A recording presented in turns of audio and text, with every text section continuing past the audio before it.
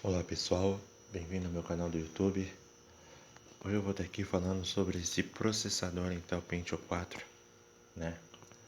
O Intel Pentium 4 é uma sétima geração de microprocessadores com arquitetura de 886, de x86 e fabricados pela Intel. É o primeiro CPU totalmente redesenhado desde o Intel Pentium Pro de 1995. E ao contrário do Pentium 2, o Pentium 3 e os vários Celerons, herdou muito pouco do design do Pentium Pro, tendo sido criado do zero desde o início. Bom, em relação a isso, pessoal, tendo iniciado desde o início, uma das características da microarquitetura NetBurst era o seu pipeline longo, desenhado com a intenção de permitir frequências elevadas. Também foi introduzido a instrução em SS2, com um integrador SINT mais rápido e o cálculo de pontos flutuantes de 64 bits. O Intel Pentium 4 originou com o nome de código Element. Foi introduzido em novembro de 2000 para o socket 423, sendo lançados em versões de 1.3 a 2.0 GHz. Para a surpresa da maioria dos observadores da indústria, o Pentium 4 não melhorou em relação ao velho projeto do PS3. Em qualquer uma das duas medidas, chave de desempenho normal, velocidade de processamento de inteiros ou desempenho de pontos flutuantes, pelo contrário, sacrificou o desempenho por ciclo a fim de ganhar duas coisas: velocidades de clock muito elevados e desempenho de SSE. Como tradicional da Intel, o P4 vem também em uma versão Celeron de gama baixa, frequentemente referida ao Celeron D, em uma versão top de gama Shell recomendada para configurações de SMP. O Pentium 4 executa muito menos trabalho por ciclo do que outros, pessoal. Os microprocessadores, tais como o Athlon e o velho Pentium 3, mas o objetivo do projeto original foi cumprido sacrificando as instruções por ciclo de pulsos de disparo, clock a fim de conseguir um número maior de ciclos por segundo, isto é, uma frequência maior que a velocidade de clock. Bom, esse processador que foi produzido no 2000 a 2006.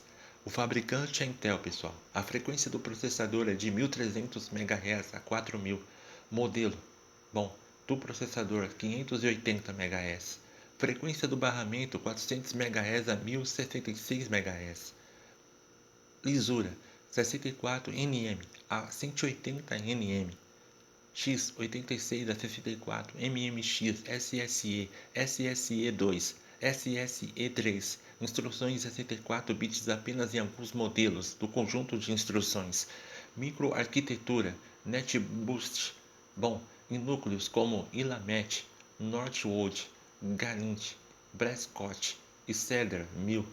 Bom, falando em processadores de Pentium 4, pessoal, o primeiro modelo do Pentium 4 foi com núcleo Illument. Sofreu alguns longos atrasos no processo de desenho.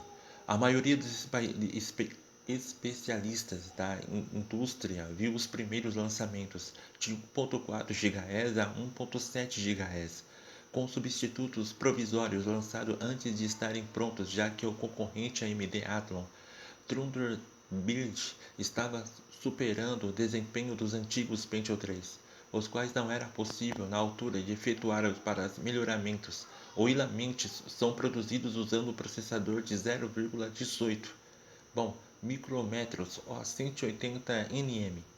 No benchmark, ele estava desapontando um pouco aos analistas. Não só era incapaz de ultrapassar um Athlon, o maior clock dos Pentium 3 em todas as situações de prova, não era nem sequer claramente superior ao desempenho do AMD Duron, embora lançado em um preço de 819 em lotes de 1000 unidades por atacado.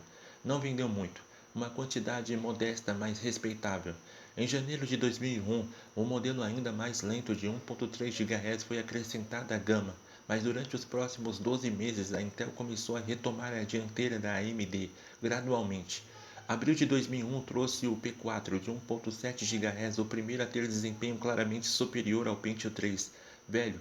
Em julho, viu os modelos de 1.6 a 1.8 GHz. Em agosto de 2001, a Intel libertou o P4 de 1.9 a 2.0 GHz. Bom,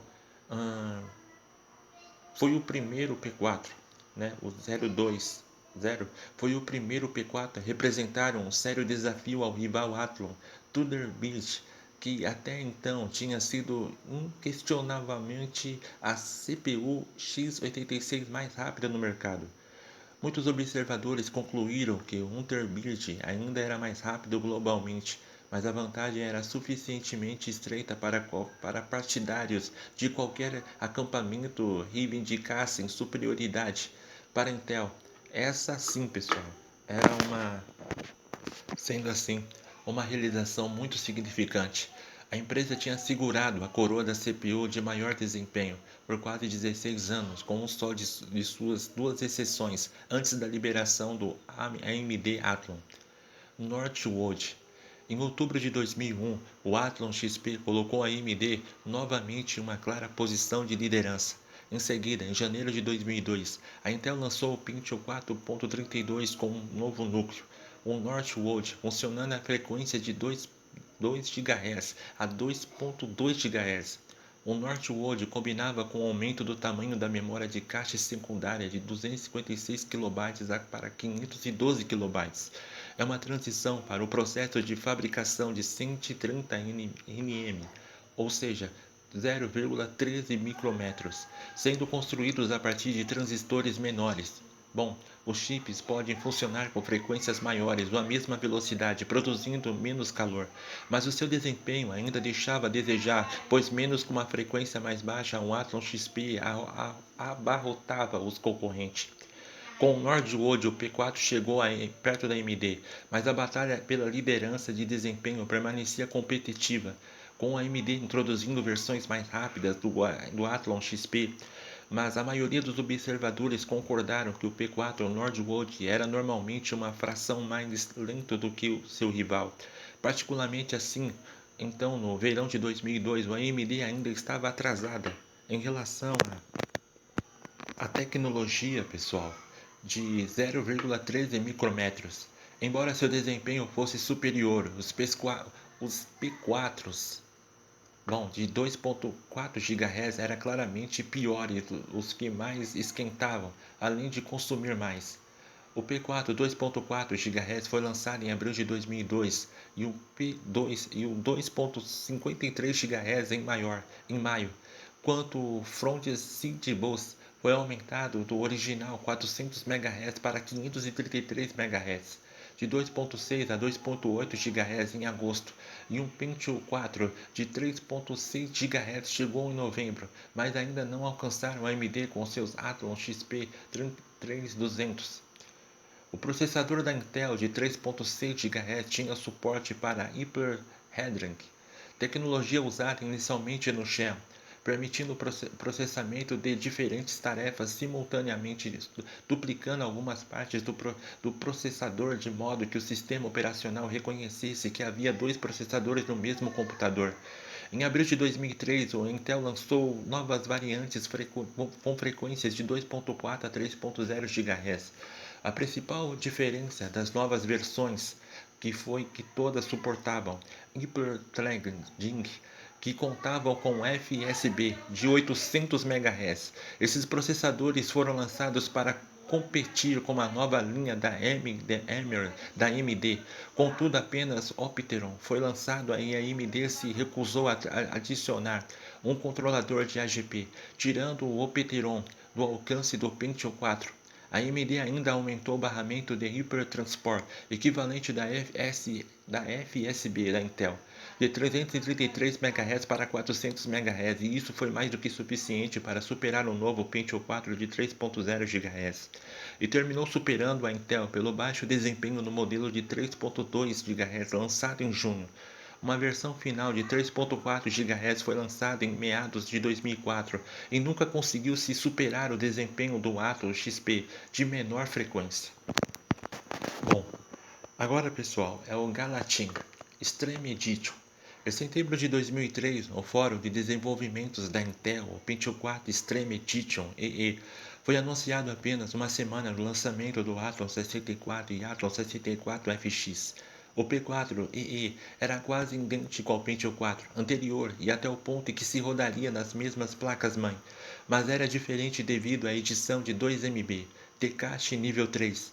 Quanto a Intel disse que o Extreme Edition era direcionado para usuários focados em jogos, alguns disseram que seria uma tentativa de roubar a atenção do lançamento do Athlon 64.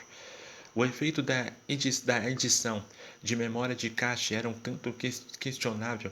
Em aplicações de escritório, o Extreme Edition era geralmente mais lento do que o Northwood, devido a uma latência mais elevada adicionada pelo cache L3. Alguns jogos beneficiados pelo aumento de cache são particularmente aqueles baseados na engine do Quake 2, do Quake 3 e Unreal, mas era a área que melhorou bastante foi a multimídia, em destaque a codificação de áudio e vídeo, que era não somente mais rápido do que o Pentium 4, mas em ambos o Athlon 64. O Prescott. Em fevereiro de 2004, a Intel introduziu um novo núcleo de codinome Prescott pela primeira vez. O núcleo trazia a tecnologia de 90 nm, nanômetros. É um maior rearranjo na arquitetura da linha Pentium 4. Bom, mas ainda há surpresa dos analistas quanto a Intel optou por não chamar esse processador de Pentium 5. E junto com o Pentium 4 Prescott, a Intel lança o socket T, conhecido como LGA 775, que é compatível em alguns modelos. O processador Prescott tem um pipeline muito longo, bom, de 31 estágios.